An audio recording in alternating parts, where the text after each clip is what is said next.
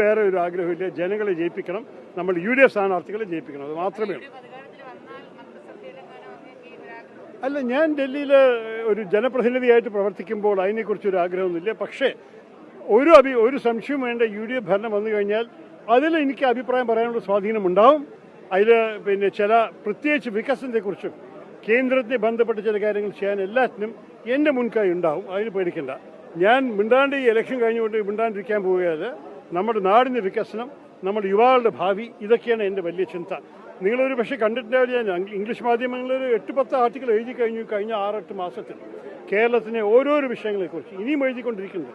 എൻ്റെ സംഘം നല്ലോണം ഗവേഷണം ചെയ്ത് പഠിച്ച് മനസ്സിലാക്കിയിട്ടാണ് പറയുന്നത്. ഇതൊക്കെ ഞാൻ നമ്മുടെ പ്രതിപക്ഷ നേതാവിനും നമ്മളുടെ പ്രകടന പത്രിക കമ്മിറ്റി ചെയർമാനും കൊടുത്തു കഴിഞ്ഞിട്ടുണ്ട്. അതിന് ഇനിയും കൊടുക്കും. സർക്കാർ വന്നു കഴിഞ്ഞാൽ അതിനെ നടപ്പിലാക്കാനുള്ള ശ്രമം ഞാനും എടുക്കും. പേടിക്കണ്ട. നമ്മൾക്ക് ഈ നാടിനെ നന്നാക്കണം, നമ്മൾ എല്ലാവരും ആവശ്യമാണ്.